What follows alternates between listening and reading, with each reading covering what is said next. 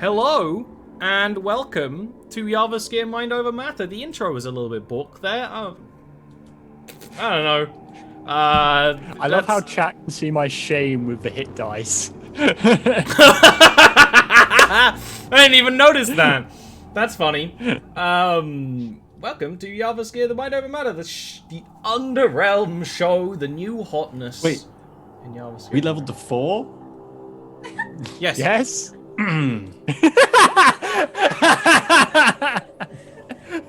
Just put Ian in his place right there. Who's like laughing now, huh? Effortless mic drop. Big HP. Now we know how this episode's gonna feel. I mean, I rolled 3 on a d6 for 2 characters in a row. It couldn't have nerfed me more if it tried. This, kids, is why for all your stream shows, you play 5e and a barbarian. The only thing you're going to get is an ability score increase. Oh Yep. God, why did we have an episode with the 2 sassiest bastards? I tried to not have Neil in this show, but we needed him. We needed him. I couldn't keep away. Be lucky that we didn't get Dean too. I was there in my chair stroking my cat, and Ollie was like, please, please. And I was like, I come to you now in my hour of need. I love you, Neil. So, as you may be able to tell, Gondor are lit. there is The beacons are lit. Gondor goes straight. there is only a distant Zoe today. Zoe's taken a rest, and so is Oshun, which is totally fair because she's heckin' pregnant. We can't argue about that. Oshun, not Zoe. I should clarify that. Yes. oh my god. ID. What a way to tell everyone. Yeah, me doing it. Get your DM to do your pregnancy announcement. It's it's the new hotness. I mean, it's better than some of these people. Yeah, instead of like starting a wildfire. Yeah. So, last week, you guys actually made it to Narashiro and did a whole bunch of exploring there, where Oshun discovered that a lot has gone on since we've last seen Narashiro. You may have seen a lot of Narashiro in the other 2 shows, A Mother's Love and Narashiro Nights. How did I forget the name of the one that has Narashiro in it? But after more or less a year has passed, things have changed. The Holy District, which handles a lot of the religion for Narashiro and the Usurper Elves in general, has gone through a civil war, a whole bunch of fighting and infighting, which has been quelled down, but there's still extremely high tensions between priestesses and the church itself and all these other things. And the city is very different, although in subtle ways that are hard to work out immediately. One thing that was noticed is that Oshun doesn't feel as comfortable in her old church, but feels a little more comfortable in the Serpent Church, which is an alternate religion for the Usurper Elves, more focused on protection and fertility. Being a protection cleric who is pregnant, that kind of makes sense. You actually continued on your investigation of trying to find lost Spiderkin, where you actually came across a death-obsessed samurai that you'd met before, and had a bit of an actual proper conversation with her this time. You found out that her name is Drea. Oshun basically managed to convince her to assist y'all, and she even gave some of her ideas about what happened. She's already been investigating this, and has already done some of the early legwork, and she thinks that the Spiderkin were taken very slowly using secrety, sneaky magics, and that the people of the forest are most likely to know what happens, because, you know, if something goes through the forest, they're more likely to be aware of it. And that's where we start off today. Oshun is not going to be joining you on the expeditions out of the city to maybe try and find mushroom elves or whatever you're looking for. Oshun is pregnant. Oshun is set down. She's got her little drink on her belly and is sipping it. She's found a little comfy place, probably back in that tavern. I was going to say we were literally at a hot springs, or tavern near a hot springs. So you were earlier. You weren't right away when you met Drea, but you could go there and work out the new plan. The place you were in was a little less deluxe than a nice little hot springs. But you can kind of make sure Ocean is nice and comfortable while the rest of the party, including Drea, can move onward with the investigation however you really want. This is kind of up to you. What are you thinking?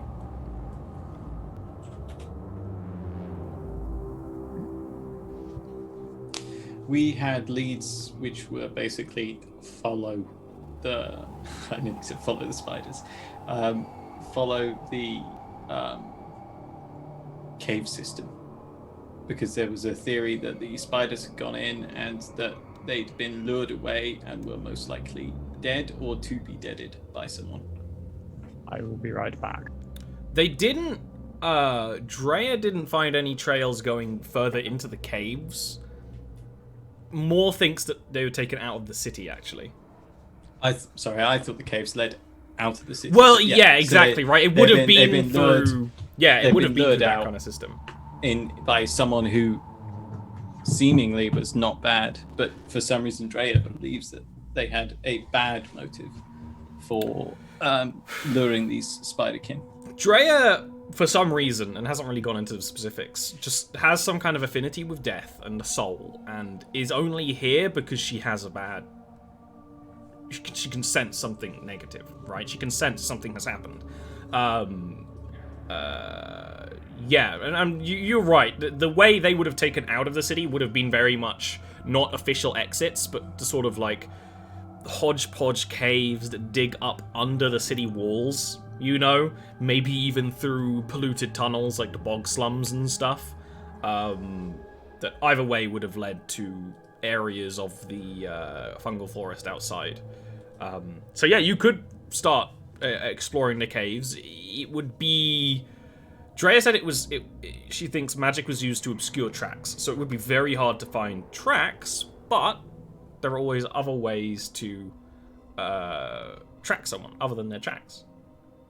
Good English. Well, Tumulus is not a tracker by any means, shape, or form. Neither is Ashal, so this is going to be fun. Yeah, exactly. So in terms of leads, she believes that death is about to happen, right? Or is likely to happen. The bad juju is what she's sensing. Yeah, bad vibes. I feel like Tumulus is both interested in this for personal reasons, but also that's the best lead we have. It is the only lead you have, but admittedly, you guys haven't really done much investigation here yourself, because Drea was here and already has done stuff, so you're just kind of taking what Drea is saying at face value. It totally is an option for you all to do investigations of your own. You know, Drea is a usurper elf. She won't really see it as a waste of time or an insult.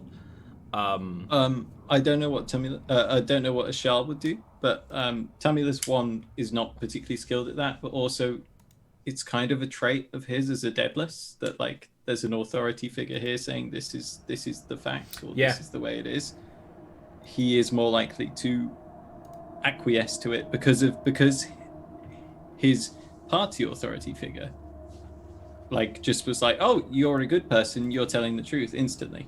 Exactly, right. So shouldn't he trust doesn't have Drea. any reason to. Yeah, As he doesn't have it. Shal, now this is interesting because Ashal would normally be quite distrustful of this, despite their complete inability to track and investigate. Well, I mean, investigation they're not too bad at, but tracking and such like very bad at. But at the end of the last session, Ashal got a very good read on That's right. Drea, and now Ashal trusts Drea as much as they trust any effective stranger, and there is the fact that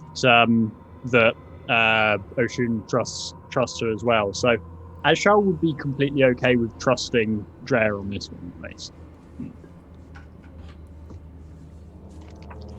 Okay, so you don't want to do any of your own investigations here. You want to kind of like leave the city through these caves, see where they end up, and then sort of start the investigation there, which was Drea's idea. Yes, that sounds good to me. Okay, the area you're in right now is, for all intents and purposes, under Narashiro, right? It's made up of buildings that have sunk over time, support structures, and just the natural wear and tear of time. And in some areas, it's an incredibly damp place, either due to pollution pouring from above or water seeping up from below. Now, this is not the Bog Slums, an area which was explored in Narashiro Nights and things, because a lot of people live here. This is mostly barren, other than occasional glimpses of creatures and critters. Drea would be the one to lead you. These caves are not, like, paved or anything, so there is climbing involved and some such. Eventually, you'll start following a path that, where one of the pipes from one of the factories up above has just kind of started kind of jutting out through the rock, almost like it's been kind of, like, shoved down through it. And there is a flow of toxic sludge that essentially Drea is following. That is... It's currently on my face. Yes! That's the downside of a beard, right? And upside. It's going to catch all the toxic sludge. Now, Drea is a samurai, wearing heavy samurai armor. Lamella armor, I believe, is the technical term. Lamella, But there we go. It's technically not for samurai, but more or less. You get More or less, hey, forget about it. But she's incredibly mobile in that she will be usually walking on a razor's edge of rock without any sign that she might fall. And she's also carrying heavy equipment too. She has 2 heavy weapons on her back. And what's also remarkable is that she's often not looking at where you're going, she's more often looking at Tumulus. Her eyes, very heavy set, staring, because she's grown beyond the ability to give a fuck. So she will just be, like, walking in one direction, staring at Tumulus, mostly at anywhere in your robes, Tumulus, where, like, you can see the flesh moving beneath as you're, like, climbing up rocks and following and doing all this walking. That's what her eyes are very obviously drawn to, and no attempt to hide that at all. Eventually, this trail will leave outside of the city, but not to the satellite towns I mentioned before, really to just... This is an area where pollution is starting to flow. There are... there's kind of an aqueduct sort of thing, which is kind of sending sludge away from the city. And it's got its own mushrooms started growing on the side of this structure and kind of like tendrils feeding on it. And then it's got the rest of the fungal forest around. You don't need to make a nature check, although Drea would definitely pause and say that the waste from this city even damages the trees. Kind of shrugs, because, like, you can tell, like, the glow is different, right?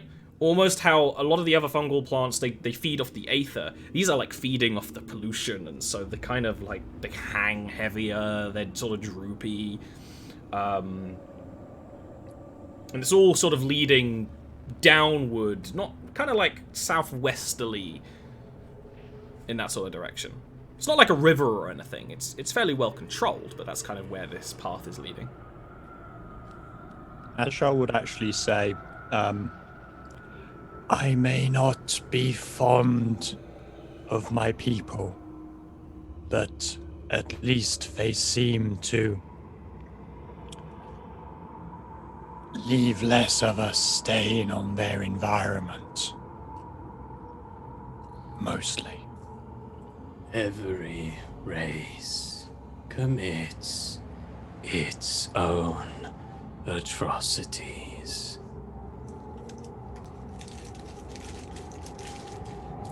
There's just a slow nod from Ashar at that.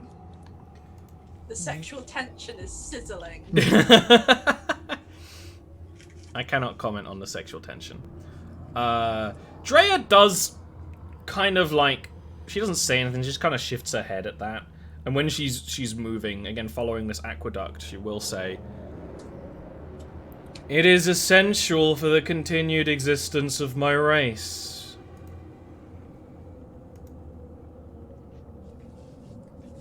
Only death would come if this were to stop flowing. Tamulus would shrug and repeat what he said.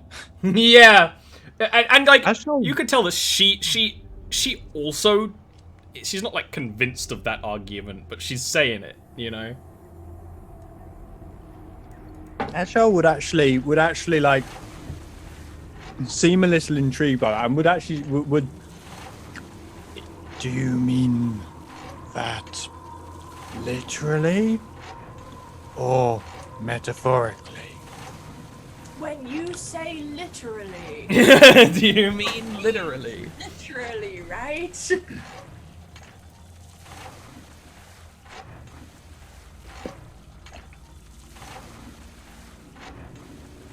I do know that the lives the people of Narashiro have grown used to cannot continue without byproducts. That is why some live in the forest without such things. But they do not wish to be found. Their very existence is a secret. I would need your aid in finding sign of them. So it is more like my relation to my people. Well, my people. I believe with a longer degree of separation.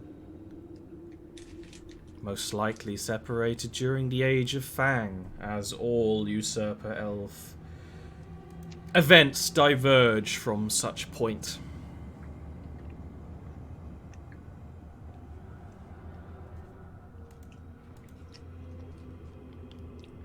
I'm gonna need checks. Now, it's kind of up to you what you're looking for, right? Investigation could work, Arcana could maybe work. I mean, what are your ideas here? You're looking for people who live in the trees, or sign of the disappearance of the people, right? You could just be like, fuck the trees. Or you could continue investigating the pollution. Do we know anything much about these people beyond that they are dark elves? Do we know anything about their culture? Do we know if they use magic to any great extent? Do we know if they impact their environment in any specific ways? We don't know anything, okay? You know that you saw one through the last moments of a dying man. Tamulus would go about it by searching the trees, the foliage themselves. Have they been adapted, grown in specific shapes, pruned in specific ways? Are there like deer trails? Like, are there trails through the undergrowth? Basically, I'm looking to do a nature roll here because this is the only way he would, is by looking at the trees and the plants themselves. I think as Charles Good idea. would Go ahead and roll. be knowing that most elves have magic of some sort, have natural magics to some extent, or have a talent for magic. Ashal would assume that this separatist group would probably make use of that and would look for traces of non-natural magic. Go ahead. Give me an Arcana. My child. So you Well, it's both a bit rolled better. pretty bad, but not as bad as Tumulus. It's hard to find any sort of sign. Neither of you come from this area, and it's hard to tell what's natural here and what's not to some degrees.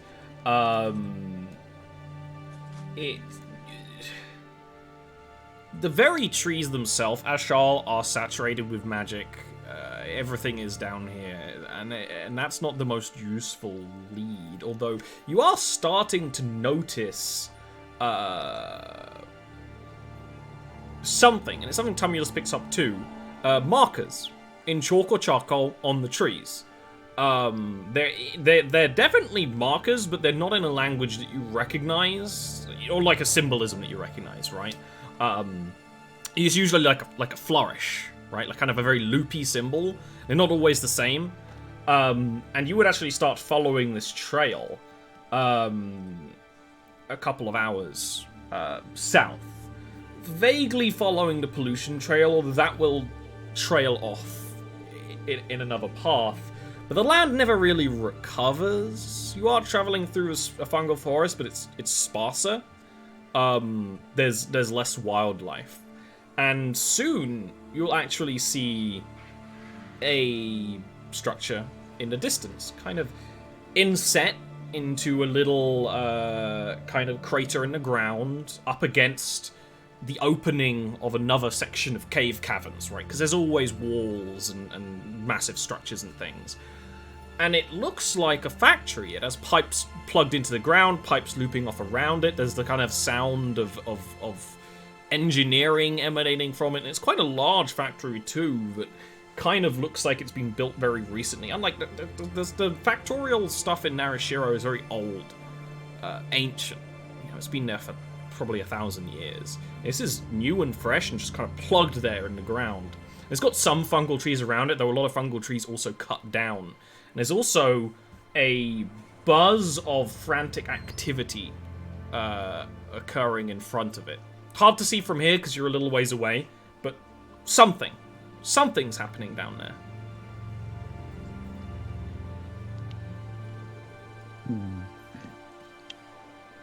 Was this expected?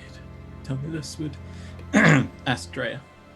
Drea shakes her head and kind of takes a closer look. She'll do the kind of like crouch in a kind of cat-like position and take a long look. And she will say, I have no memory of this place. This was not here when I traveled these forests as a girl. This is new. This is well traveled. Hundreds, multiple hundreds of people travel back and forth here every day. It does not have the stench of death that the factories within the city have. Which is curious. Perhaps not elven. Although elves have walked here.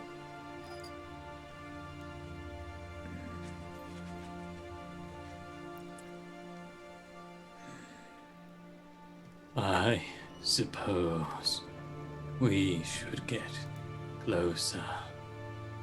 Though the chances of doing so unobserved are slim with my creaky limbs. Yes, Sati, I know. Daddy's making funny noises. Drea will like stand up and her armor will make a very definite sound. Like, Usurper of Samurai armor is like made to be light. It's still noisy. It's just noisy in a kind of very different way.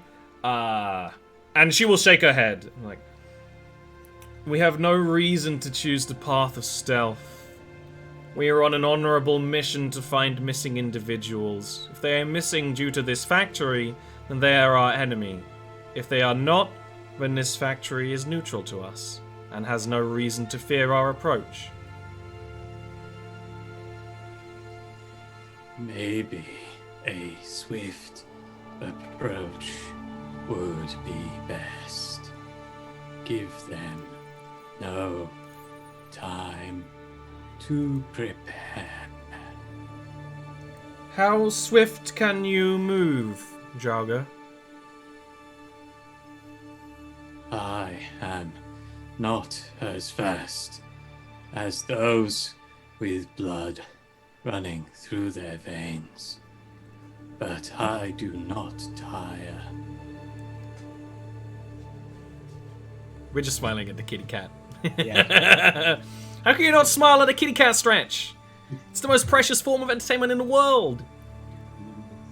With that, Drea will briefly look to Ashal. And will kind of... She doesn't smile, but maybe closer to a smile. I imagine you stay towards the back of the party. Well judged. Very well then. And she will just, like, jump off the cliff. And start running down. Pretty much. I'm actually going to engage now, and in case we need it, I am going to twin spell an enhance ability for bull strength on both myself and Tumulus. Hey! It might become useful. I've got a -2 strength mod. I need all the help I can get. All right then. Tumulus will begin the charge and follow.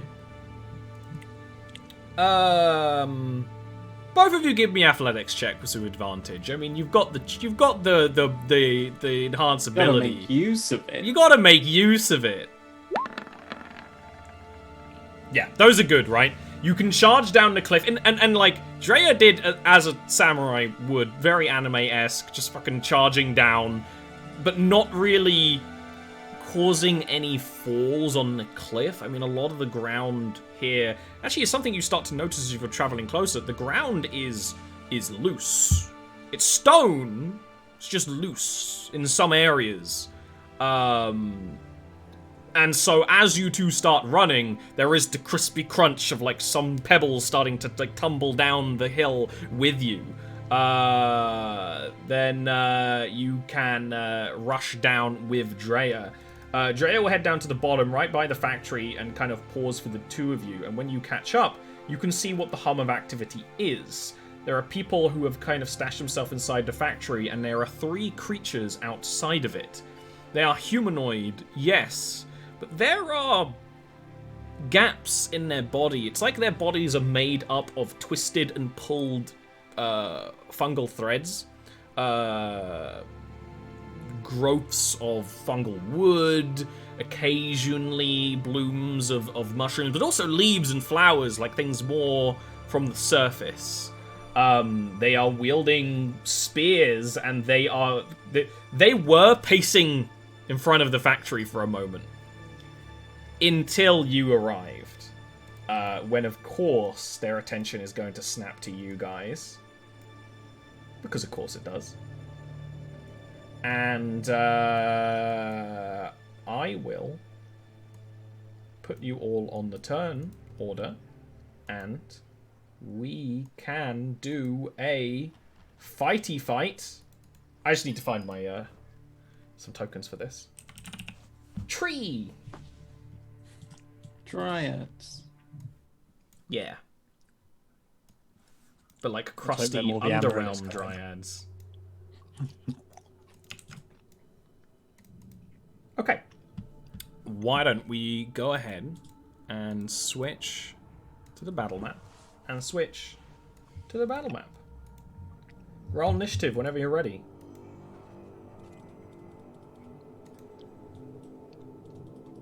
I'm gonna get my box of dice.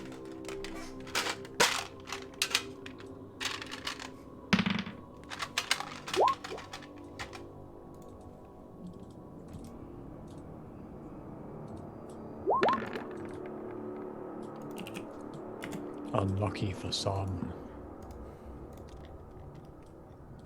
Now, this is dark right now. I'm gonna turn the lights on, but you get the nice red glow of Tumulus' vision because he's a Yeah, I like creaky undead boy. But I'll turn the lights on because there is a fairly unimpeded view of the Aether upstairs. Realistically, it's like dim light, but then there's the glow of the factory that will probably help a little bit. And there's Drea. For some reason you can't see her. Oh, you know why? Because chat can't see from her view. But that's fine. I'll fix that another time. And Drea can roll initiative. Like this. Hey, she's slow.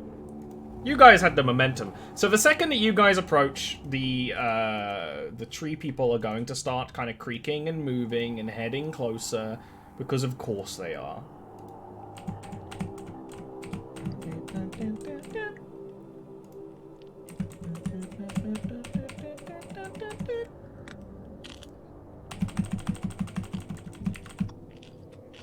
Next up is you, Ashal. Quite a long ways between you and most of the tree people. This one, as it's approaching, it will kind of like shake its arm, and it's very like quick and hazy. There is this haze that kind of comes from them, almost like a purplish, turquoise-ish aurora occasionally. And like their arm will shift and form into a shield of like twisted wood and fungus, and they'll kind of like take a slightly more defensive stance. Okay. Well, I'm just going to cast Mind Sliver on the one nearest me. And maybe do a damage. You might do a single damage. A damage, yeah. What's your DC? 14? It's going to just barely pass. Darn it. Of course it is. Fine. Gonna back up just a couple of steps and make that do. Tumulus, give us some action. 1, 2, 3, 4, 5. Tumulus will move to there. And we'll ready the sensor to slap a dryad if they come in range. Okay, you're going to ready an attack. Great. Mm-hmm. Drea will ready their scythe. Ka-chunk clunk.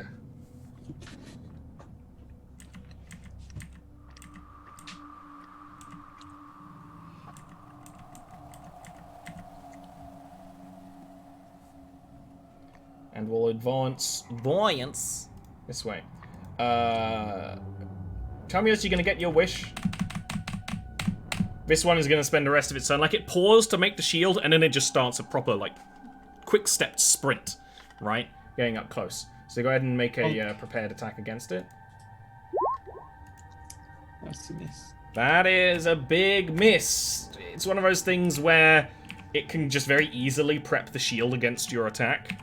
And even though the shield is made of the same thing as it doesn't like wince or show any pain in its surprisingly emotive face when the sensor crunches against it.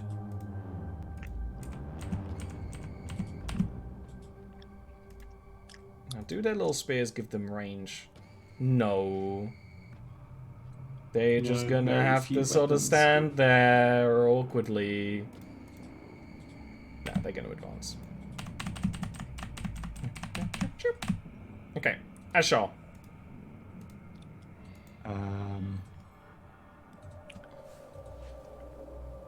Step forward, and I am going to once again twin spell. I am going to twin spell one of Ollie's spells, Mental Spear, into the two dryads.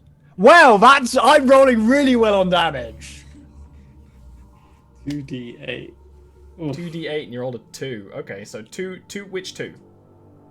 The ones that are attacking my buds. Oh, dry accounts. They're both gonna succeed, like easily too. Like you're just not seeing them be affected by your mental attacks in the way that mortals would be. Although, admittedly, Ashal's mental attacks have never actually been that potent. But you know what I mean. Is there anything else you'd like to do? No, they just look vaguely disgruntled at how much of a waste that was. It's a mood. Tumulus, you're now in glorious melee. Glorious Marie. The minerals, Marie.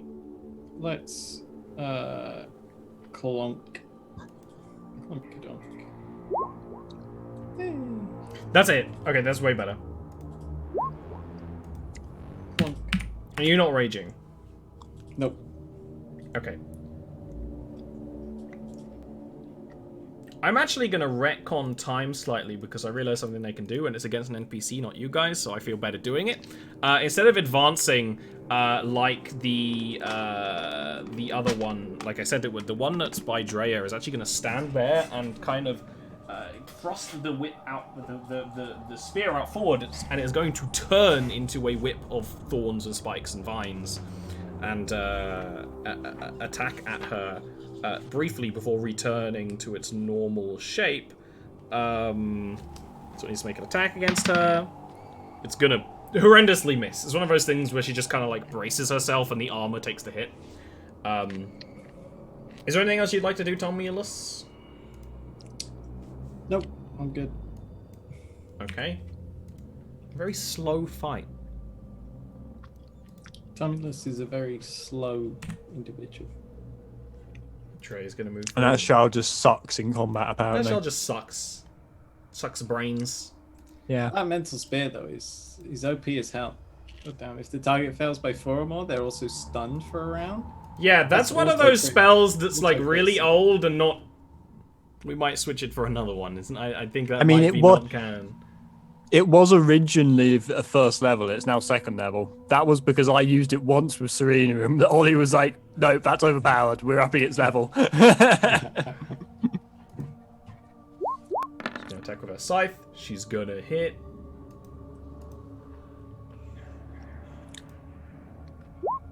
And Ian is infesting the bad luck everywhere because Drea is gonna do next to no damage with it. Nice. So that's good.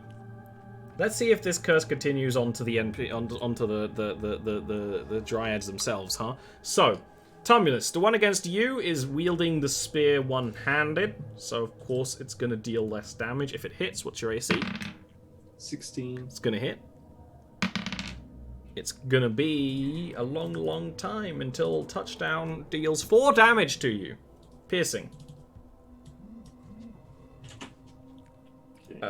This one is going to attack Drea. It's two-handed. It's not going to pierce the armor. And this one is hanging back. It's kind of, you know, I'm not going to move it around all the time, but like I described before, it's pacing. It's like dragging the spear back and forth across the ground dramatically. What would you like to do with Charles?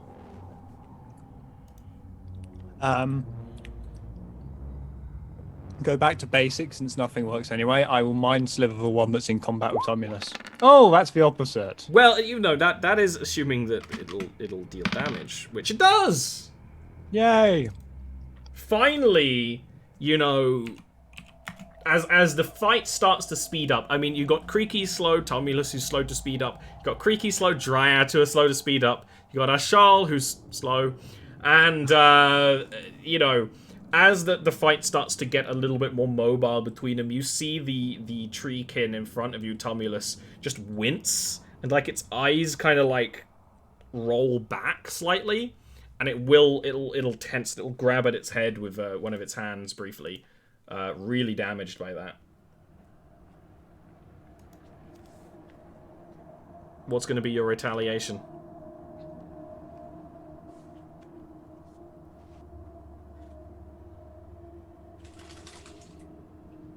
Remember to unmute for us? I pushed the button, but it said no, you need to push harder. Tumulus isn't too flustered at this point, so I think we'll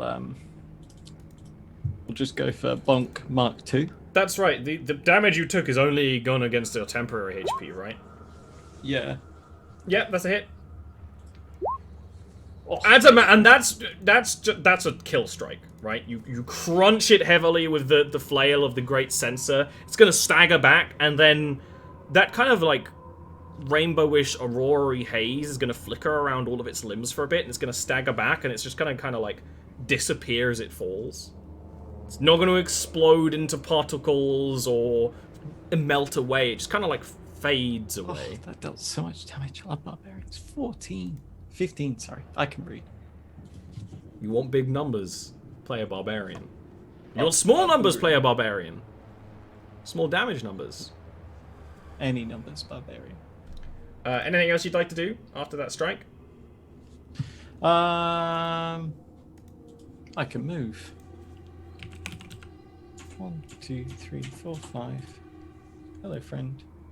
I like the idea that Tumulus, with that second one, he whips the sensor, but misses with the sensor on purpose. And it just goes round the Dryad's neck, and he just yanks, and it just goes. You just hear like the sound of tree branch snapping. Yeah. He just pulled such a face. Just went, oh my. It would be a kind of uncomfortable noise as well. Excellent. You can feel Drea's eyes on you when you do that as well, Tumulus. Like when you're running past, you can look just piercing red eyes staring. I feel like maybe Ashel's got competition. Drea, seeing that the scythe is not relevant, she's gonna, and also seeing the way that that thing disappeared, she's gonna do the very samurai thing of sheath her weapon, kind of take a breath, resheath, equip her Odachi. She's gonna give herself samurai fucking big breath advantage. And it's only gonna be enough to hit because this one hasn't got a shield. And is just gonna cut, you know, a big, like, slither out of one of the arms with her samurai blade. But now it's time for retaliation. This guy, Tumulus, is going to, as you approach, after slaying one of its comrades, it's going to cast a little spell. It's going to reach down with its arms. They're going to snap open. Like all the bark is going to creak and crackle open. Vines are going to into the ground and then start wrapping up around your feetsies. I just need to get that for you. Do you need to do anything here? Yeah, give me a strength saving throw, please.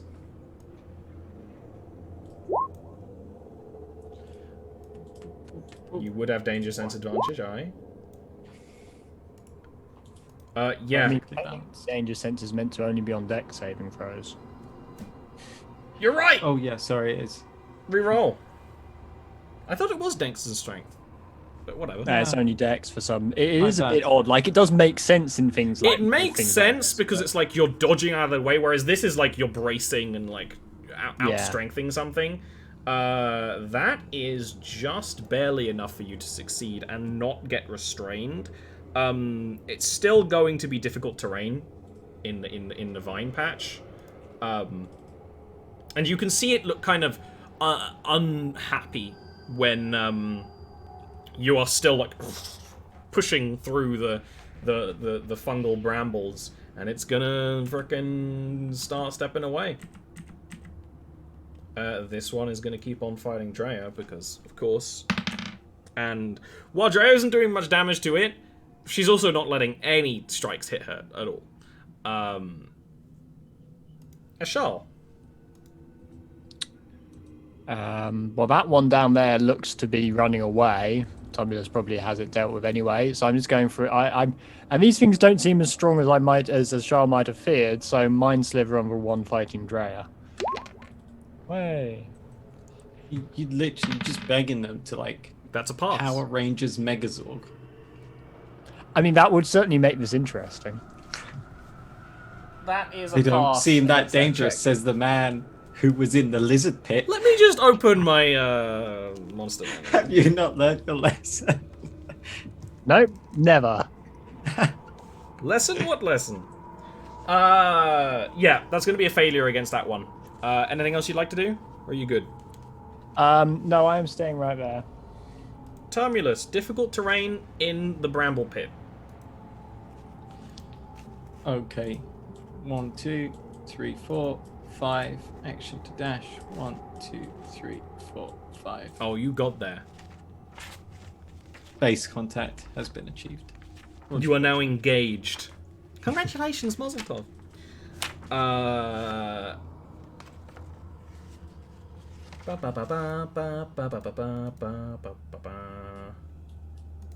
Drea. Regular attacks. Continuing her duel. Successful strike. Big damage because it's a big sword. Not enough to kill it. Bear in mind, you know, Tumulus did a ridiculous amount of damage in one hit to kill it. These things are pretty tanky, all things considered. And this one is going to start immediately attacking at you, there, Tumulus. It's going to be grimacing. It kind of lets out noises that are almost... not words, but, you know... It kind of makes you think of the Ebamari, because you've been around a lot of Ebamari a lot of your time, Tumulus. It's like when they're talking telepathically, but they react physically. So you kind of get a connection that these guys' things might actually have a sort of telepathic communication. It's going to hit you with a spear strike. It's going to deal 9 piercing damage.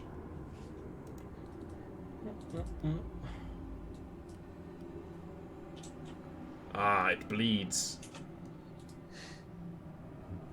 I'm not really sure whether Tumulus bleeds, to be honest. I don't think Tumulus bleeds. I don't think there's like molasses in there. Yeah, it's too dried up. Too dry. Ashal. I mean, I really want to acid splash them to see what a dissolving tree looks like, but. Oh, did we? And we pulled a face when Tumulus painlessly snapped its neck. Charles, like, I wish to acid attack it, simply to observe. Simply to feel what it feels like to take a tree's life. I mean, technically, it's one creature within range or 2 creatures. I can make the choice whether I hit 1 or 2 creatures. So yeah, I'll acid splash for one that's attacking Drea. Really? You're in range? Yeah, 60 foot. Holy shit, holy. Dexterity save against a Fae. Well, intelligence clearly wasn't bloody working. Fae are very smart and never silly. They're actually going to fail. They're going to take 2 psionic silly, acid damage. Good. Which is really more them wincing and having difficulty in trying to dodge their attacks. This is when, mostly because I pressed the wrong button there, you're going to see something start apparating. Right. Again, that kind of haze. It's going to be something in the shape of a dragon. Not actually that large. Going to be more this sort of shape. Put us into a trap. A very small dragony creature that almost looks like it's made out of tree bark and fungal essence and all the other parts that these treekin you're fighting are made up of. And it's going to let out a roar. The roar kind of like trembles the ground a little bit, but it is a fairly small thing. It's kind of like bounding out of the air almost. I found our pet. Anything else you'd like to do on your turn, Ashal? No. I want to see what our new pet does. Tumulus. Tumulus bonk. Tumulus is gonna reckless attack and pray for the big bonk. Okay. That's gonna be a hit, of course. It's gonna be a big damage, and this guy was undamaged, so that's like a smack that like sends splinters flying, you know? And it lets out like a hiss and a growl. And it is actually gonna say something in Elvish. Do you speak Elvish? He speaks common and undercommon.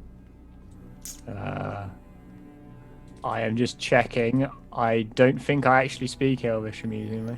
Ha! No, I don't. I speak a variety of unusual languages. You haven't got your elf.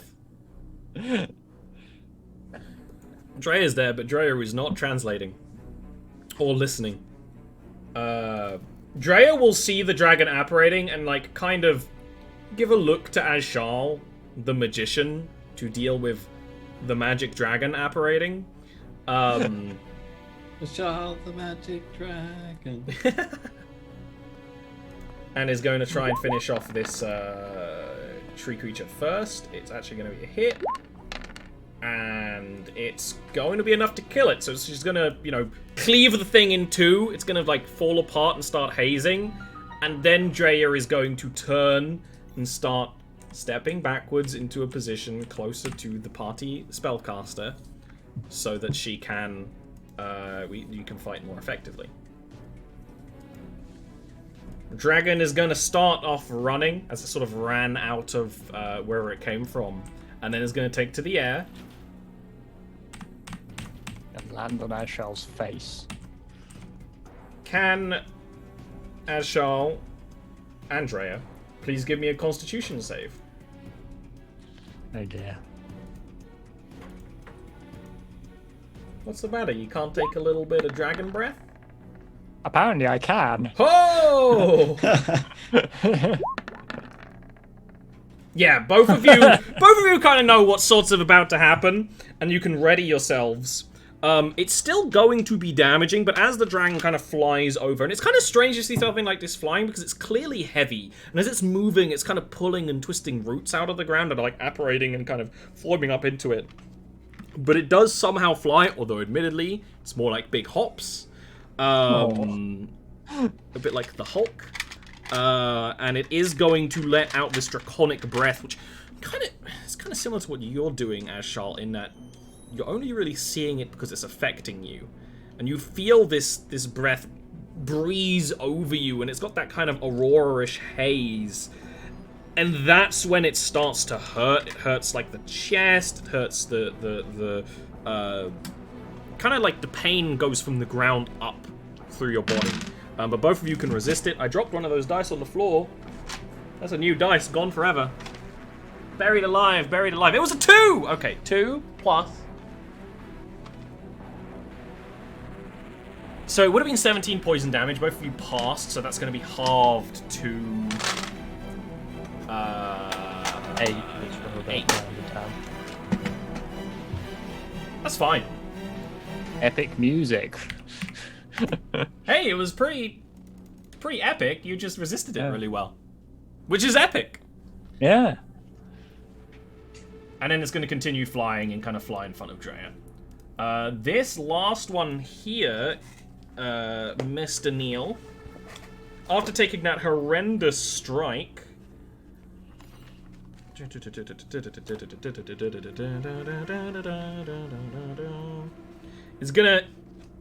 gonna take a bit of a stance where it's clearly trying to play a bit more defensively for a bit.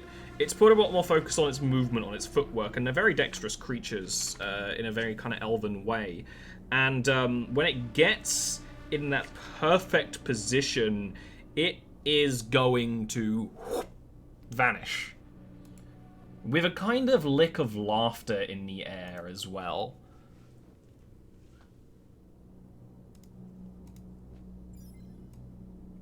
Good.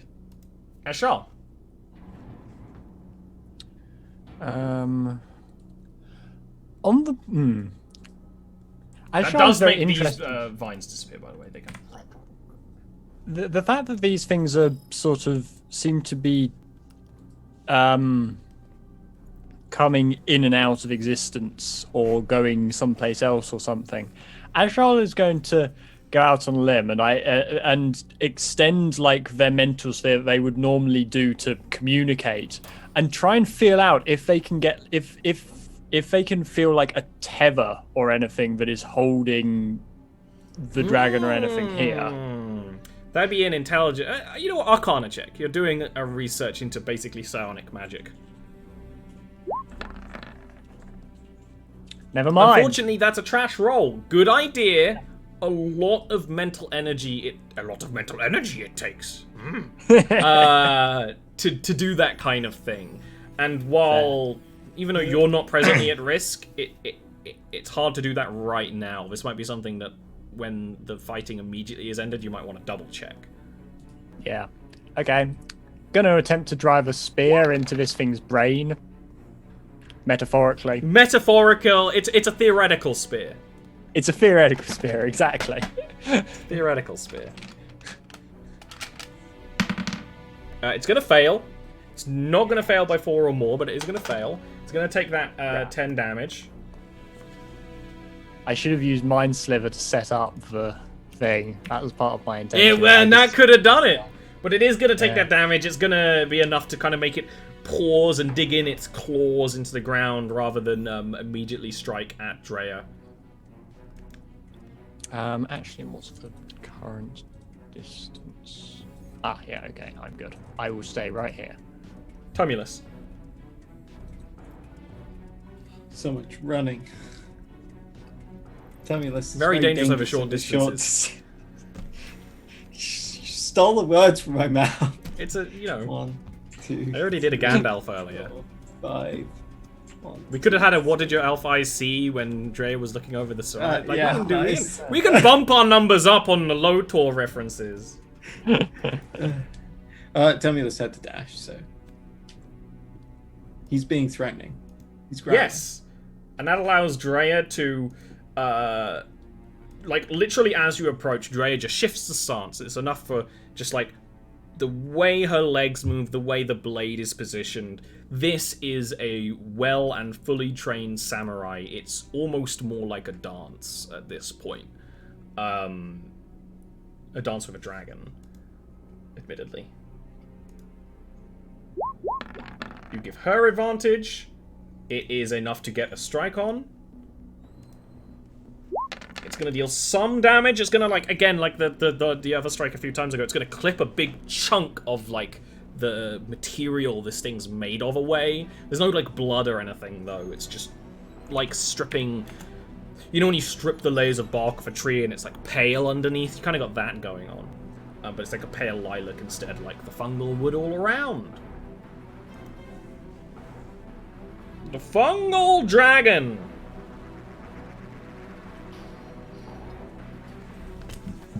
Is gonna make an attack against both of you in melee.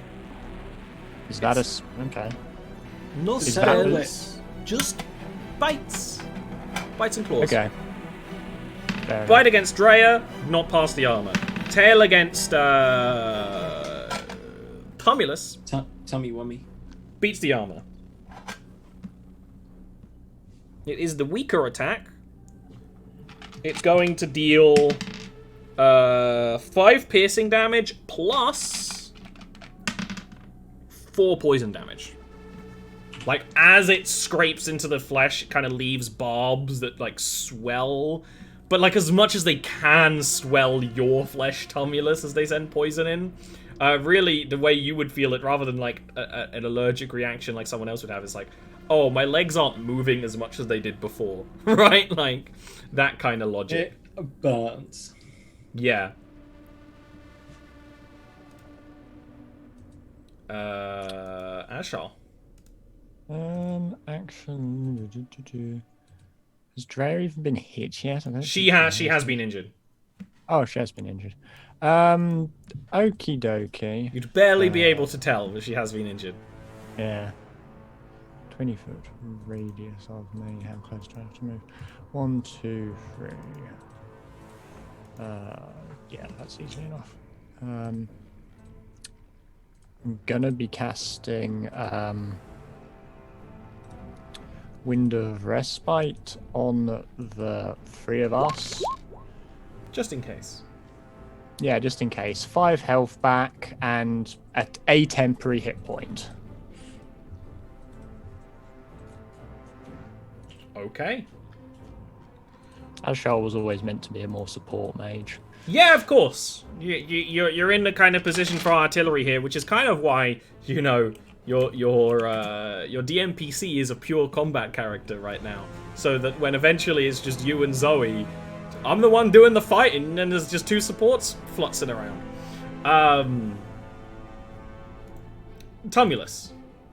You've cornered this creature. It's starting to flail in kind of both angles. It's very much that kind of cat-like dragon, right? It's very long, it's very Bonk. mobile. You bonked it. Bonk. Oh.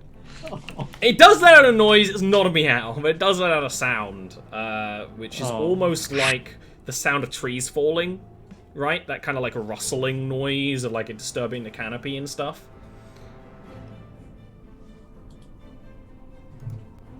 Okay, well, let's see if Drea can finish the thing off, shall we?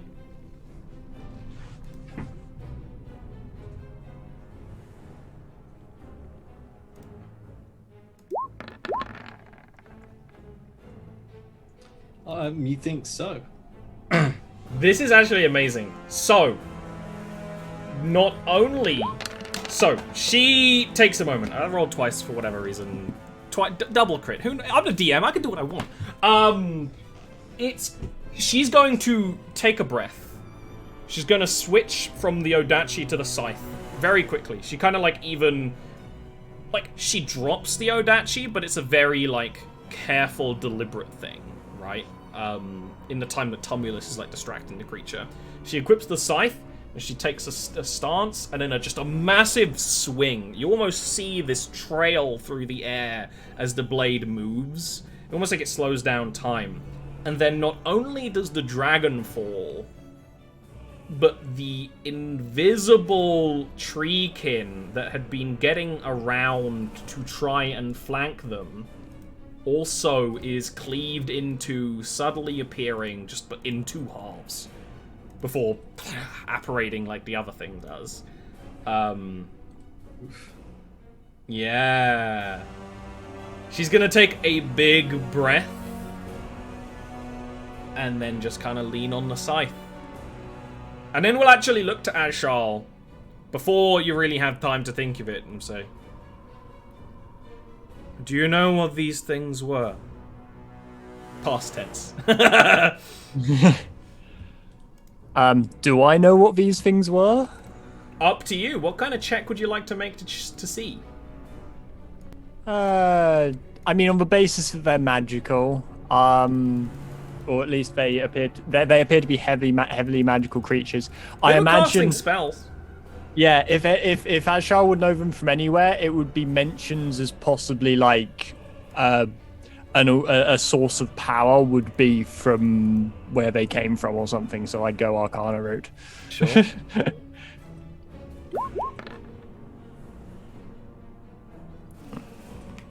Your first image would be maybe what you're thinking now, which would be Fae, right?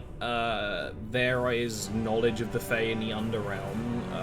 There is knowledge of another realm that is completely saturated by life, but these things haven't actually acted like Fae.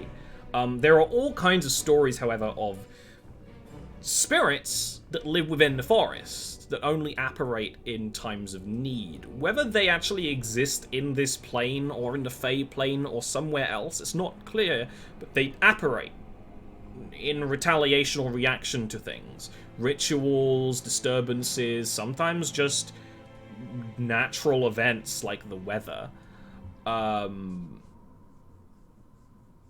Yeah, so something like Fae, but not quite Fae. Spirits would probably be the most accurate term for you right now. More research, of course, always required. And you do still have that idea that there might be something...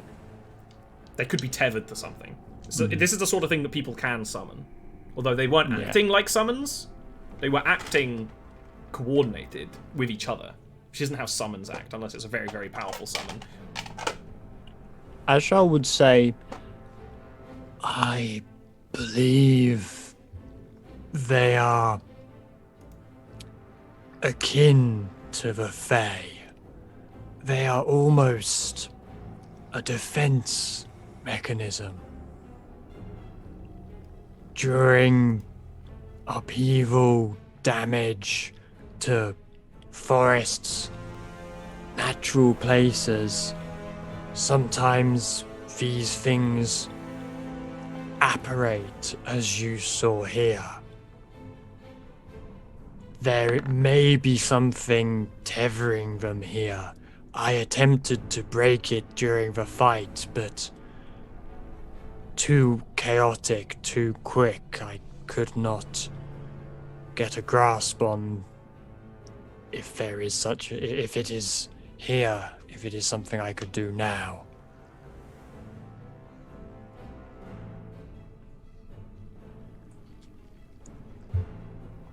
Okay. Deforestation. Tammy's motions at like the factory that is now where Forest once was. Of course. Ashal would just nod. Okay. With that, I think it's a great time to take a little breaky brew. And continue after a break and a brew. We're back in under 5 minutes. In theory. Theoretical 5-minute break. Yeah. See you then.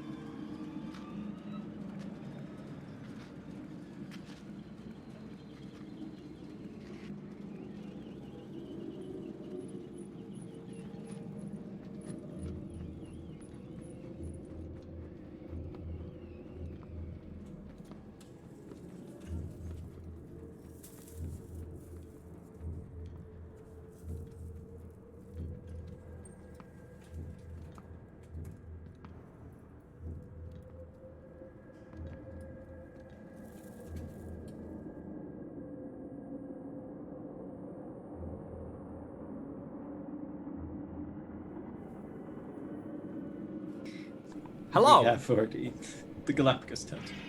Yes. I'm back. Stunningly at least. accurate.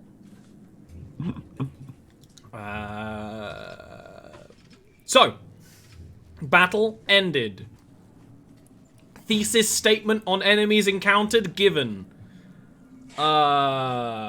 Reach out mind powers to check for So you want to Tether. do that? You want to do the check for some kind of psychic telepathic signal. beacon? Yeah. Sure, go ahead. Yeah. You actually do sense something. It's not deliberate. So your experience of the concept of a psychic beacon would be twofold. One, you are one. You can basically act as a network for other people to communicate when you open up your mind. Two, inside Ebamari society, there are hind brains that act as conduits. And even in some other places, like Kavanari, they have them so that you can have basically a big network there. That's very deliberate. Those are, while organic, it is something that Ebamari have evolved over millions of years, right? It's very deliberate, it's very sculpted. If they even did evolve. But what you sense when you open up your psychic senses is something very... Primal is as close to the word as I can kind of get. Something raw and unformed. It's like a raw and unformed mental essence. Not necessarily psychic, but not psychic in the way that Ebamari are, right? It's just the minds and mentality and emotions of, assumedly, the land around has formed this angry beacon, which you can sense out and destroy if you wish.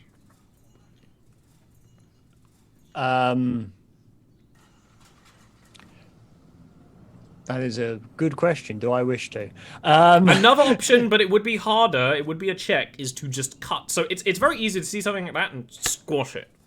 Now that you know what it is and where it is. It's a lot harder to keep it intact, but cut it off. That's a lot harder. I think Ashal wants to research this thing.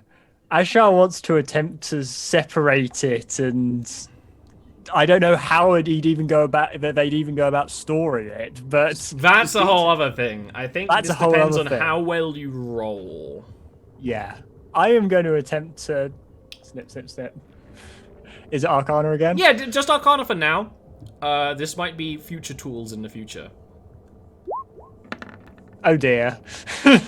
You can't do it. You try to extend your mind to the primal beacon, and it's such a different kind of energy.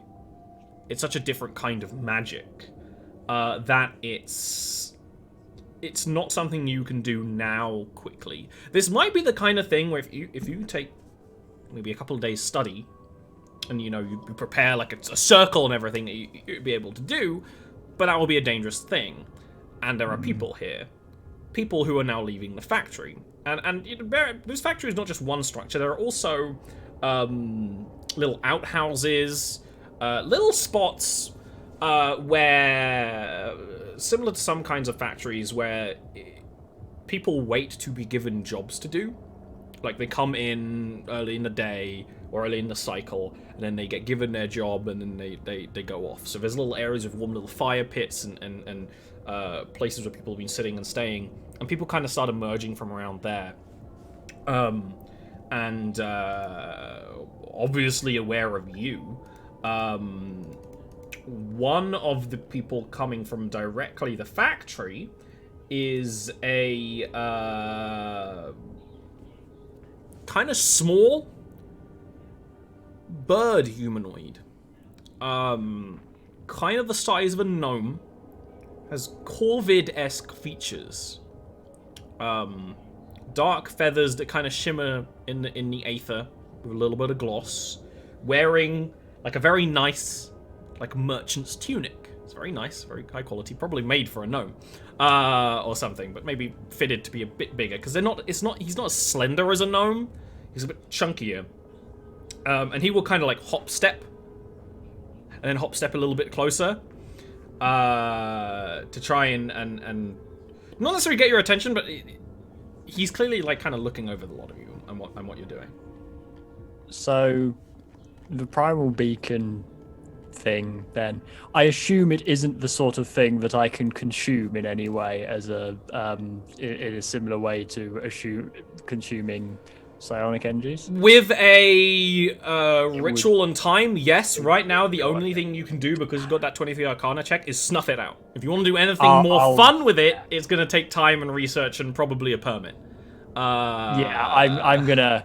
I really want to, but at the same time, Ashal will just snuff it out. That's not what. You get sure? this weird thing. Are you sure? Because we can keep it. You could do weird sorcery stuff. Ocean's not here. Ocean is not here. Maybe the factory would let you. You should ask first.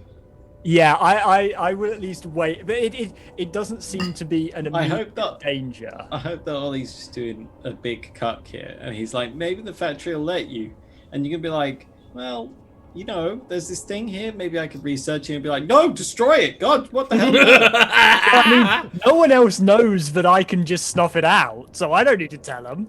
Yeah, you could say it's going to take me a couple of days to snuff it out, but then you can do whatever you want. Yeah, exactly. Ashal is at least. I will at least wait. At least I'm not going to snuff it out immediately. I assume that will remain an option at least for the immediate moment. It doesn't look like it's going anywhere. It's almost like a wellspring of magical energy, right? That's just drawn to this spot because it is the spot it is drawn to. It might be able to move. But you don't imagine it's not moving now. It doesn't look like it's going to move anywhere. Well, that's enough for me right now then. Tumulus, would you bear any heed to the Birdman approaching? Tumulus stares unblinkingly as he approaches. The bird stares sideways because eyes are on the side of the face. It kind of stares sideways, as birds do. Yeah, they look at things kind of sideways, and it's kind of like its beak chatters a little bit to itself, clearly thinking. You can see his hands, which are more or less the claws of a raven or something, kind of like clicking in thought. There's some rings on them, clicking and chapping together in thought. Once they get like, I don't know, within 20 meters or so, Tumulus would like raise a hand to be like, oh yeah, we're not gonna attack, we're not dangerous, but at the same time, it hurts him to talk, and me as well, so why waste our pained throat boxes on it? I'll wait until Ian's got his tea, until you'll start the negotiations, because Drea isn't going to negotiate either. Drea is just watching as Charles at this point, because Charles is clearly doing something, right? As Charles has been reaching out his senses, has just been kind of watching and waiting. Drea is like also examining the spots where these creatures deapparated, but there's nothing remaining of them really, other than occasional twigs, which she'll just kind of like brush aside. Ashal will actually, rather than speaking to the Birdman, will like hasn't paid any attention to the Birdman yet. We'll speak to Drea and say, there is a mass of primitive, primal energy, likely the basis of the defense mechanism.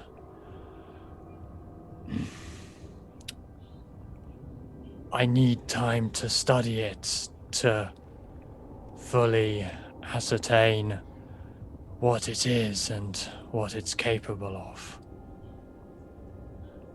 Drea will like stare at you for a little while and then just look at the factory.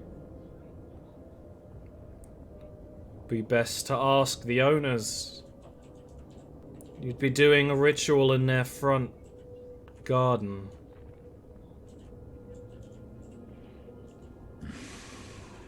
True enough. And we'll now finally look round and see Birdman. Welcome! Yes. Greetings. Are you the owner of this place? Greetings. No, no, no, no, no, no, no, no, no.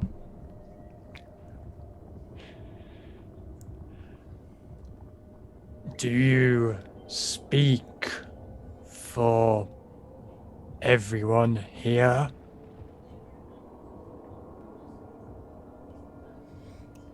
If you're in need of work, then you can come and work for the Needster. The Needster's factory has work for everyone, and gold will flow into everyone's pockets. Needster, Needster. upstairs. We saw those posters. He will kind of clap a little and make a kind of like chirping noise. Kind of between every other kind of like sound he's doing, there's a kind of chirping noises. And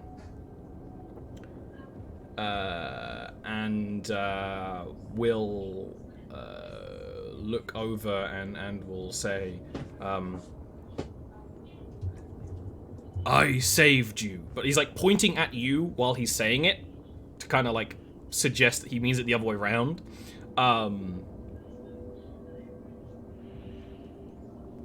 And then point back to the building. It's like, the Needster is here. This is his factory.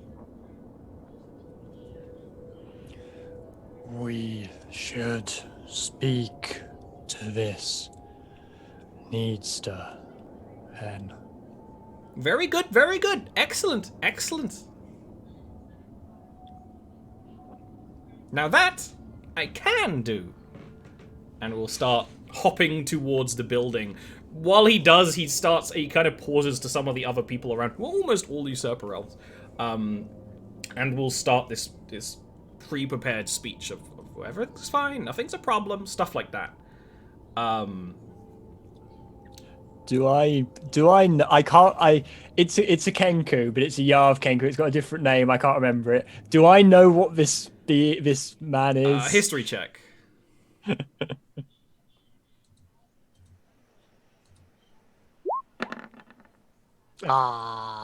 You know of them? You know that there are birdmen that live in rookeries in some cities of the Underrealm? You don't know their species name. It's not Kenku. No, it's not. I remember that much. But equivalent for A, those who are new. It's a very similar creature.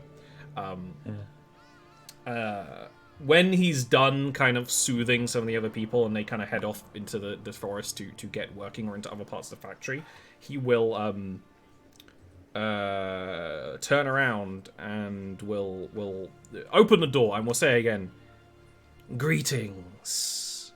Rest. Relax. Take a time. The Needster will be with you when he's free.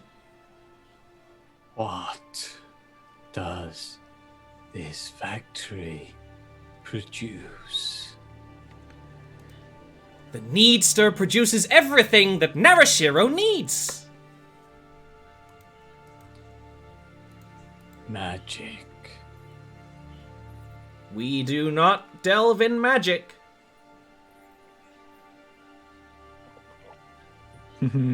But yes, discount completely pull the wool over their eyes. Discount prices, high quality goods. The best goods you'll ever get in Narashiro, and work for everyone.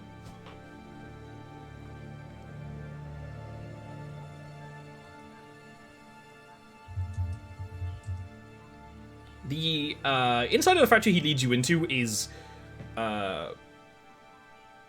not well decorated. It's just sort of a space. It's sort of a waiting room where you can hear the grinding and shifting and groaning and conveyor belts and pumps and things. The factory is alive with noise that was kind of stalled, but now it's going back up again and again and again. And there is that kind of ever-present sort of scent of sawdust, more than anything, around. After a bit, this birdman will kind of lead you up the stairs, almost like he's been summoned, but you don't hear anything sort of like a bell or anything. And the stairs are a sort of spiral staircase that head to the top of the factory. Fun for Tumulus. All those stairs. And the door... Something you notice, it gets dark up there. There are no lights. There are no windows to let the outside light in, either. Now, you have dark vision, so it's fine. But there are no lights. And the door itself is very ornate and well-shaped. Almost one of those doors where it's very interestingly shaped to the point where it almost doesn't function as a door anymore, but just enough. Just well enough. And the bird one will say, the Needster is ready to serve. I'm sure you have questions. I will answer them. And kind of motions to the door.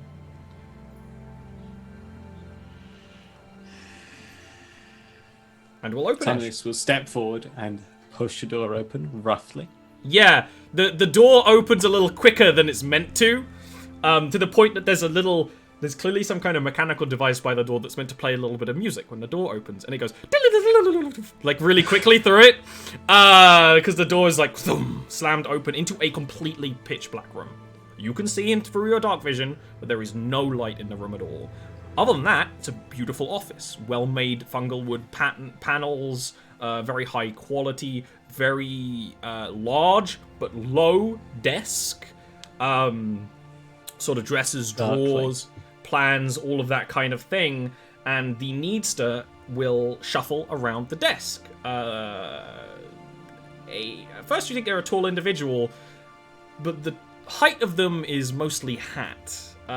They are very short, around 3 foot, and they're almost completely encapsulated in this shawl. They're wearing this very tall, kind of jaunty top hat, and the brim is very wide, and from the brim, this just layer of dark silk is just over.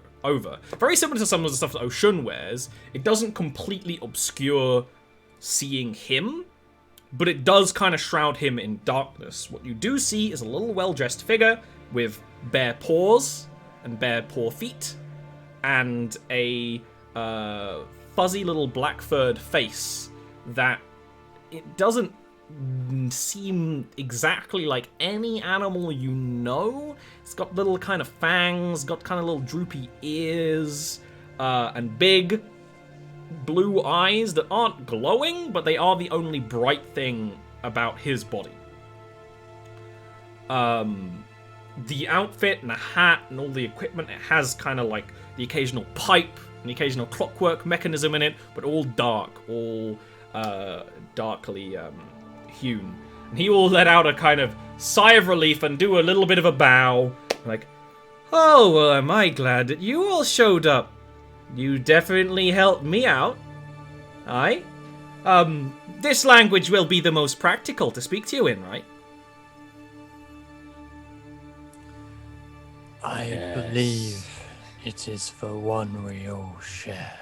Excellent. I just want to make sure. I mean, if you'd be more comfortable in speaking Elven. I mean, I don't think I can speak your tongue. Or your tongue. Blimey. Okay. Well, I heard what you did. Very thankful for the assistance. I mean, I would be happy to pay you for the help. Sometimes beasties like that can be a whole problem to a factory like this, and it can stall all the production, and that means I can't pay my workers. So it's super practical that you managed to help us out in the way that you did. The danger has not entirely passed. Oh, blimey. I believe your factory has triggered what I could best describe as a natural defense mechanism of the land. Coalesced energy. It is... a mind would be overstating it. But it was that called the apparitions here. I need time to fully study it before removing it. He scratches at his forehead with one of his... He's got little claws on his paws. And kind of lets out a breath. And there is a little kind of like dark smoke that kind of out. Oh, okay, so it's an ongoing process. Well, I'd be happy to be your patron while you're working on it. So it's natural. It's natural beasties from the forest. It's not organized. It's not like an attack.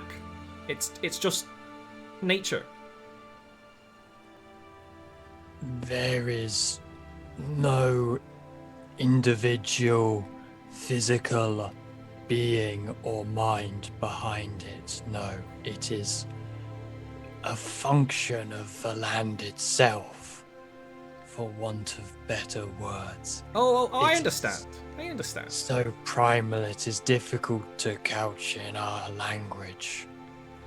Well, maybe we speak some languages that might be better to explain such a thing, but I understand completely plain, my friend. And he'll kind of like step forward a bit, and he'll say, I think it is of utmost importance that you can get rid of that disturbance, and if you say that you can, and I would be happy to pay your way with gold. And you and your allies, of course. It would be impossible for the factory to work and to continue to grow if there's some kind of continued disturbance outside. And you're certain that these things will stop appearing when the mind, but not a mind that's not a mind, disappears, right? When you deal with it, it'll be gone, and there won't be any more problems. Because there shouldn't be any problems. I have a deal with the people of the forest to not cause any problems. I'm here legally on their land. Well, it's my land now. I bought it. At the very least, it will guarantee a period of time without disturbances. How long have you been operating here? Oh, best part of a year or so, I'd say. I mean, it's harder to tell years down here than it is up there, but yeah, I think so. I would be growing the whole time. Started just a little shack by myself, right? And then continued on and got bigger and bigger and bigger. And now there's, hundreds of people working for me. It's excellent.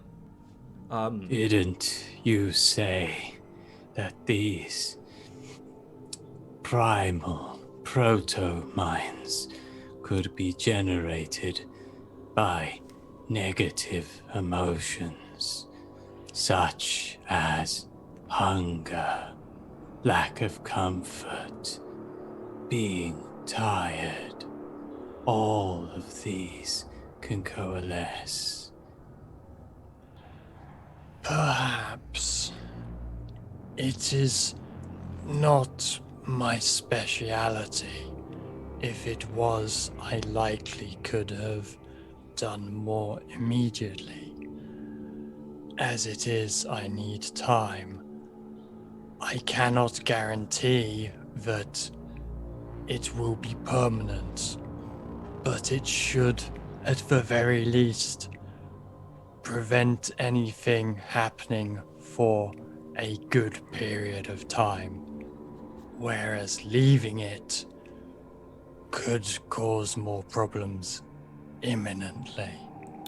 Drea will say to Tumulus, if you're worried about the emotions of the people, Lady Oshun would be able to look over the workers of this factory and guarantee whether they are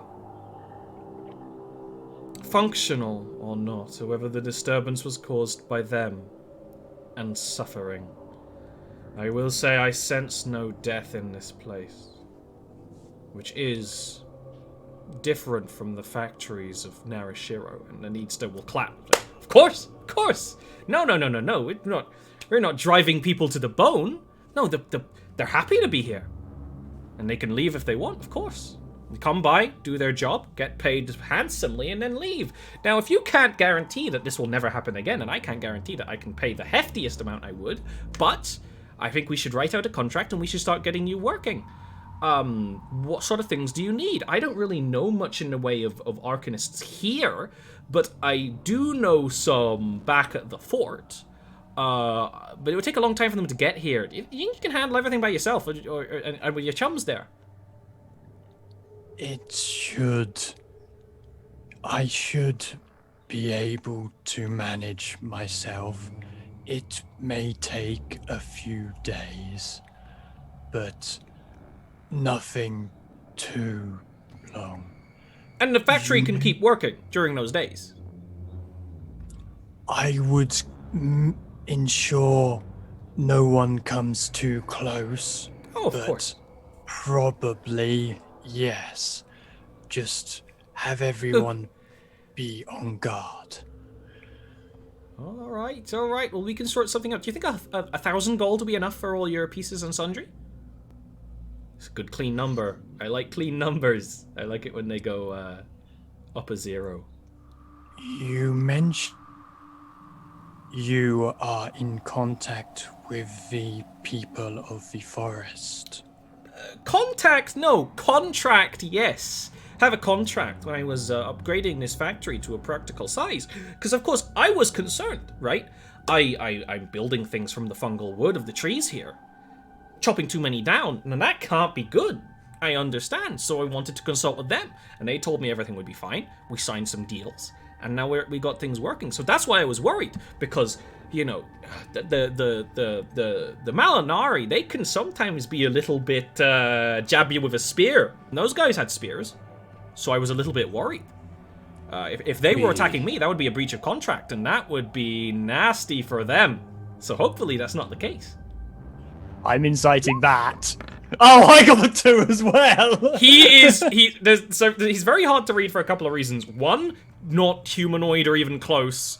2, heavily enshrouded by darkness. All you can see is like the glow of his eyes as they change like expression, which is happening all the time. Really hard to tell what's going on. Need to talk to them. 1,000 gold and tell us where or how to find them. Surely you could arrange a meeting. A creature of your entrepreneurship. You're not going into business with them, are you? No. Oh, in which case I can happily arrange such a thing as an accessory to your payment. It's sometimes difficult, you know, they're the kind of people who only really respond when they want to respond, but I can send some messages out and hopefully get a feel about by the time you're done. A couple of days should be fine. Well then, I think we have a deal. He will take out a piece of parchment, very hard to see in the dark. Writing will kind of start scribbling down on it, both he's writing, but also the writing kind of continues on itself in Undercommon. And he'll be like, if you want to take it outside to take a proper look at it, that's fine. I do request humbly that you don't open any torches or any of those fancy elven lights in this room. Would be very bad for you, very bad for me. But if you want to take a proper look at the contract outside, then that would be totally understand. But I promise you, everything's above board. The Needster has never done any dirty dealings in his life. Absolutely 100% clean here, unlike the city at home. Of course, but all business dealings. It would not be fair of us to not examine any such contract closely so that we know the specifics. So we will take you up on that, although I am sure we will find no issue. He motions to the door and will hop around the desk to his seat. Yeah, Ashal will take the contract, float out of the room, and we'll start poring over it, assuming that Tumulus...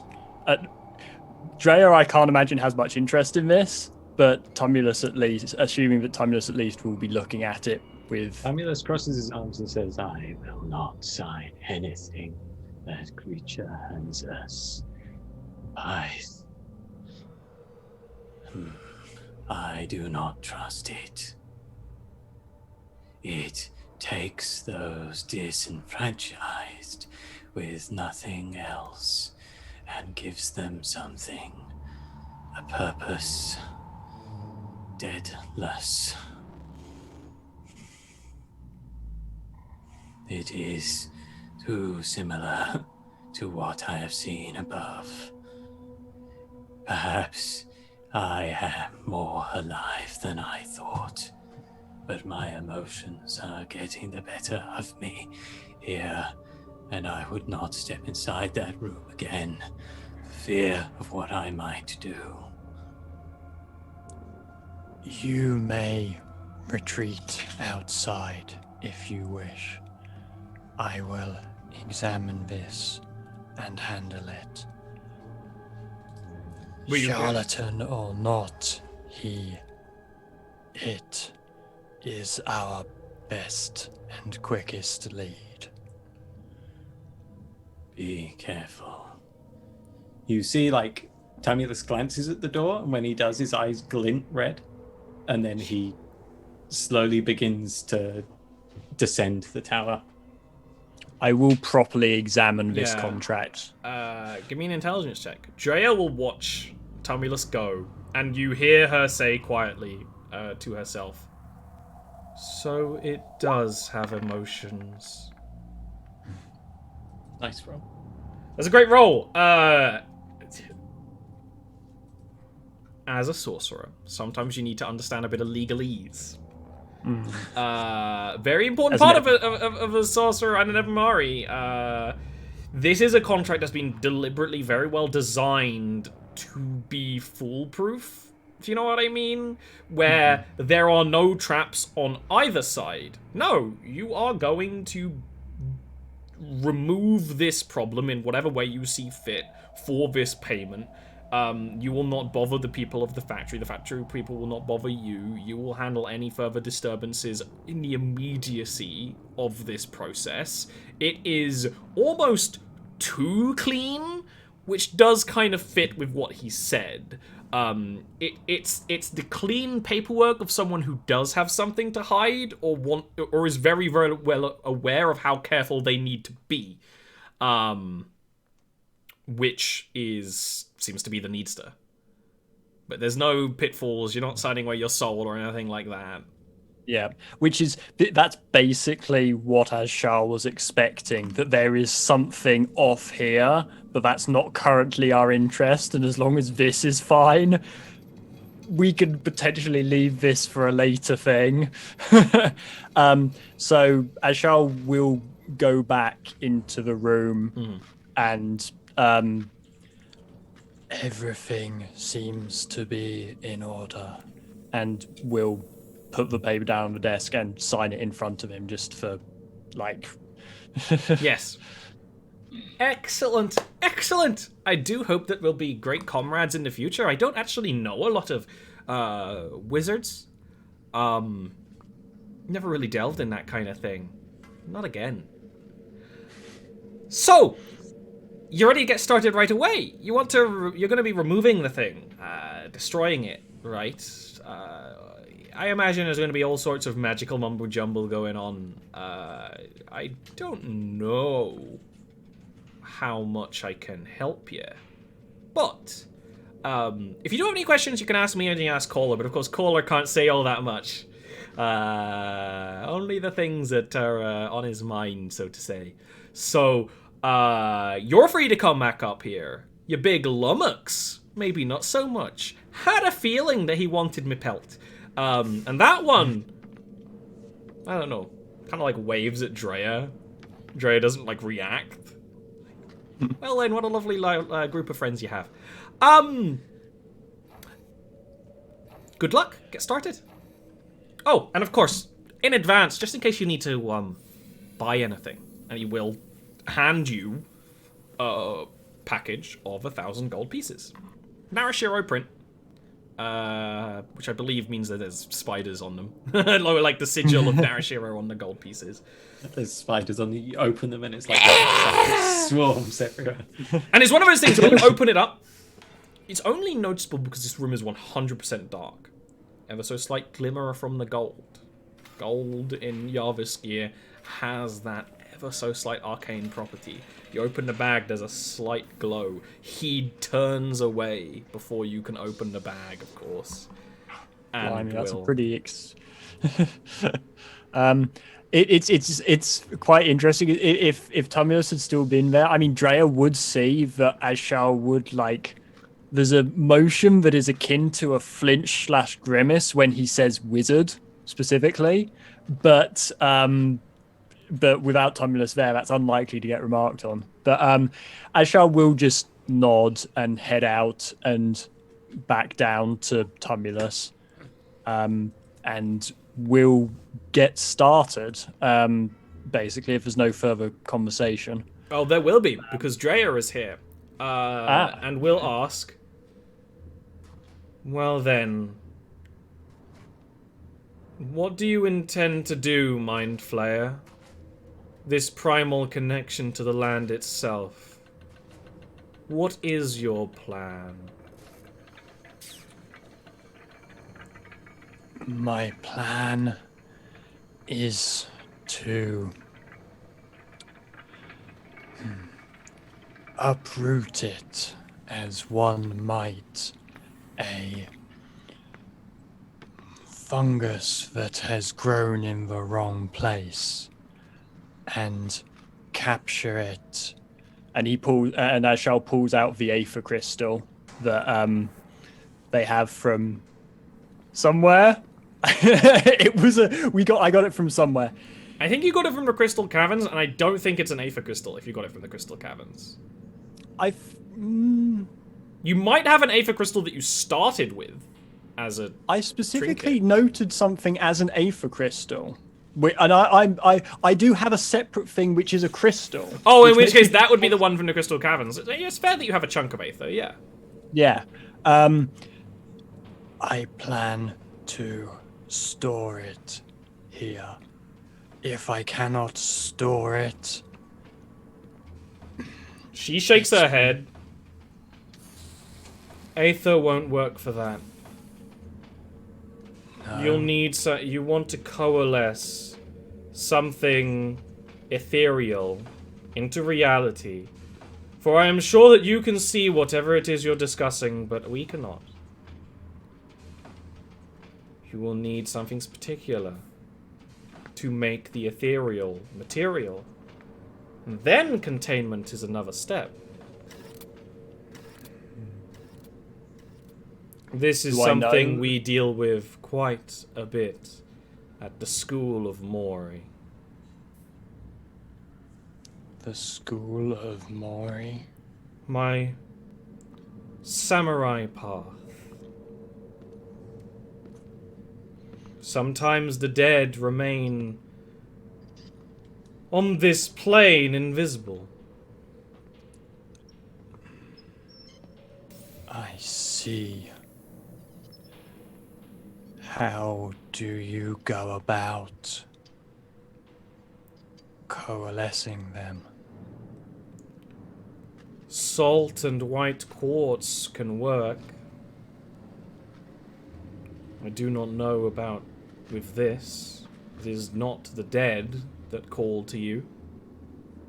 I hope. No.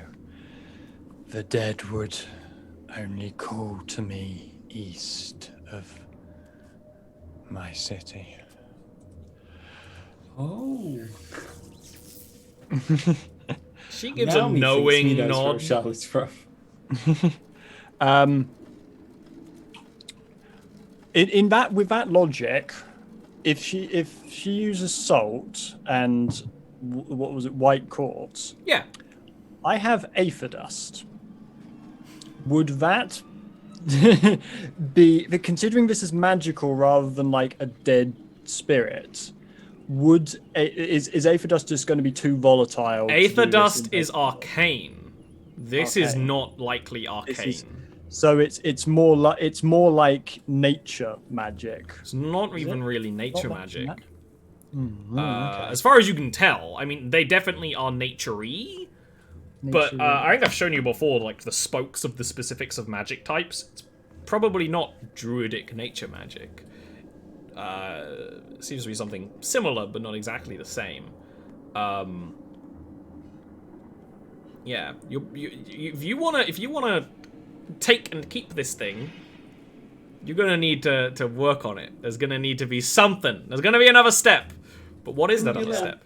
Can your little brain fishies act as a short-term vessel? Because they're literally like psionic batteries. It's a lot easier to put. Yeah. It's a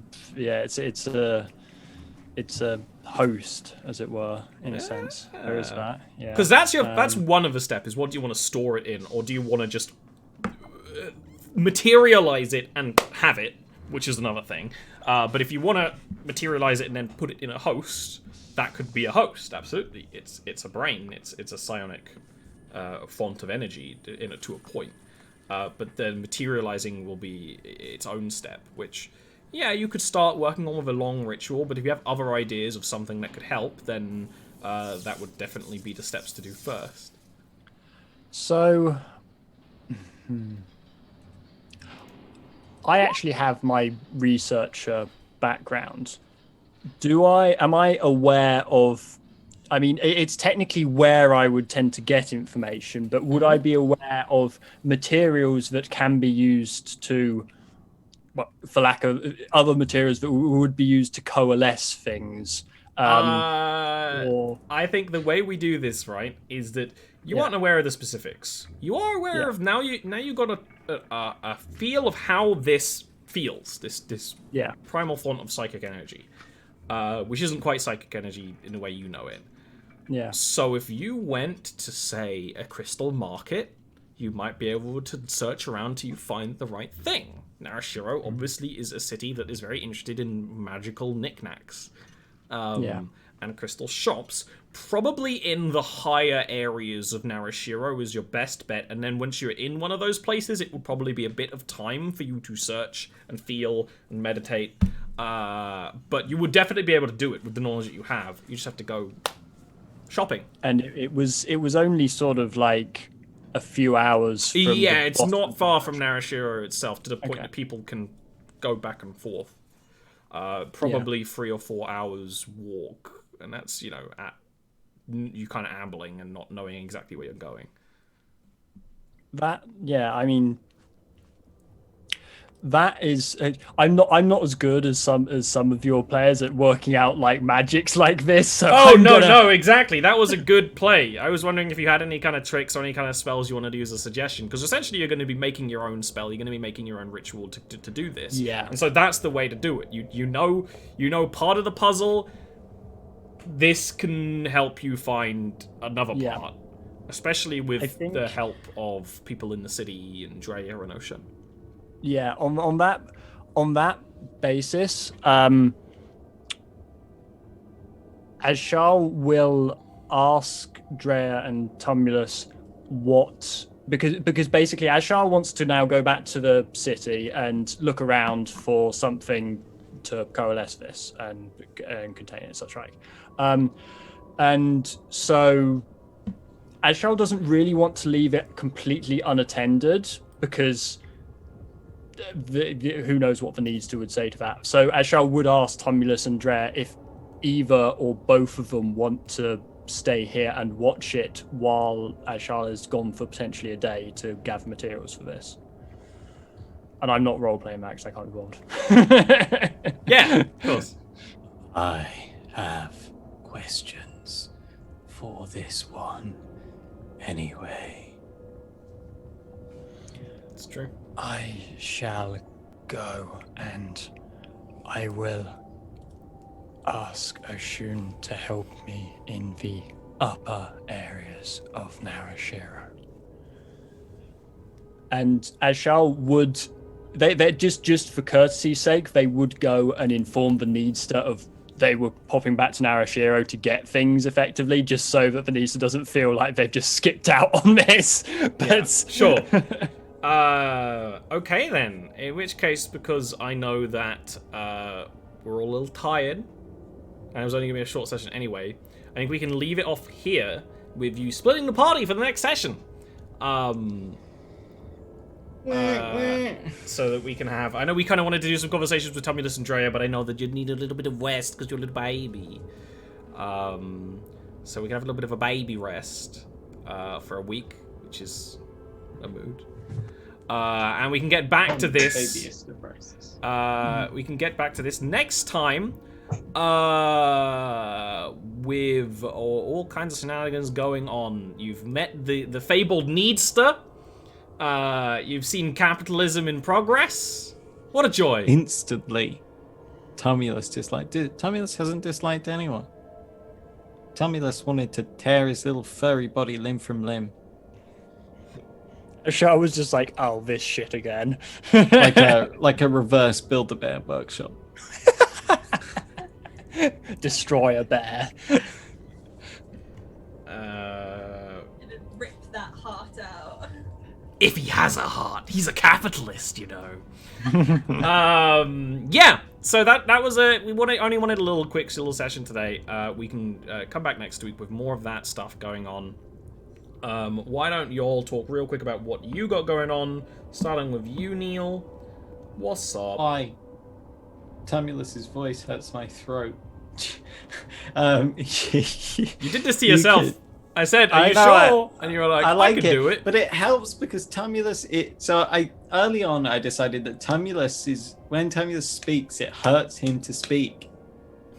So it hurts method me acting. Yeah, exactly. Christian Bale over here. That's why Tumulus is like, I don't want to talk to you right now because I like it. You can find me on twitch.tv/Daleric where I play a Kitsune, but like not Foxboy Kitsune. I'm in Fox form right now, but I like the canon idea that they appear to like humans to blend in. Of course. Not just to be sexy cat boys or fox boys in this case. But, no judgment. So you can see me there, or you can see me on one other place, but I have a feeling someone might tell you about that. Really? I wonder who would say any such thing. Who else is there? Well, unlike Neil playing Tumulus, Charles' voice doesn't hurt my throat. That's also because I can't keep up a consistent voice across a single session, let alone across multiple weeks. Well, he doesn't have vocal cords. They're different every time. I love how after Ian hears me do Tumulus, Ashal adopts Tumulus's rhythm. Yeah. Like the rhythm of I love it. Yeah, it makes sense. Ebamari don't speak physically that often. It's canon. We're just syncing. It's like you used to have to shake iPods or something. I don't know. It's like you shake us next to each other and we sync. Oh no, that's going back way into Boomer Tech. I recognize the reference. But yes, I am like on every Jarviskjir thing ever, nearly. Pretty close. Ish. Watch all be like, oh. At the moment, that means that I, along with Neil and occasionally Zoe, are on the Monday podcast. It's not a stream, and that is on Patreon, which, specifically Ollie's Patreon, which you should go subscribe to get money. Not just a random one, specifically mine. You'll have to find it each week. It goes on a random Patreon. It's fucking hackernet. On that Monday one, me and Neil play very different characters. The sexual tension is there as well, though. That's in both characters. It's like platonic tension. Oh platonic tension. It's like it's cool because you play a witch and a wizard respectively, and like witches in Jarviskjir, it's been one of my most successful homebrew classes. It's a very specific thing, and so that's just cool to see going over this is how we jam, right? I like that a lot, and that's a really good show. The Monday show right now, Waters of Tron, is a piratey game about a crew on a ghost ship. Not ghosts. D&D adventure. It's a classic But on D&D a boat. adventure on a boat. I'm on a boat. Yeah. take a good hard look at the. You decided to keep going, huh? Yes, absolutely. I also stream a bunch of other stuff. I love streaming this show, of course. I am on Fable Scraps on Fridays at 11 GMT. That's for Doomlore, a 40k story, a Dark Heresy game. That's really, really fun. We have a really good party. And if you like Warhammer 40k, you should definitely check it out. It's really You rad. have a party every week. Yeah, you're not invited. If a party involves a heavy flamer burning a heretic, then yes. Very right. fire focused. It's a Warhammer game. The second that we told Nika that flamers were a staple thing, Nika had a flamer. And the second that there was a chance to upgrade to a heavy flamer, Nika upgraded to a heavy flamer. There are even some excellent scenes, including the tech priest plugging into the back of the heavy flamer to act as a turret. There's a lot of that's a cool system where like it's combat focused, but you can do interesting things during combat that aren't combat, and that's why that's really fun. That's a really fun system. Maybe even something we could run here at some point. I also stream pretty much most every other day when I can, when health allows. At the moment, I think we're going to be streaming a lot of Valheim, because everyone enjoyed Valheim. But we also have some Splunky and Northgard to stream at some point as well. And Yakuza, and Monster Hunter, and Where Does the Time Go? That's it. That's the show. The show is, of course, supported by Patreon, and here's all the patrons! They're going to be up on the Cradito.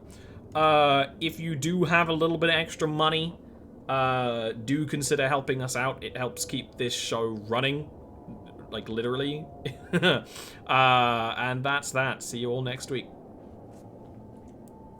Goodbye. Work for the Needster?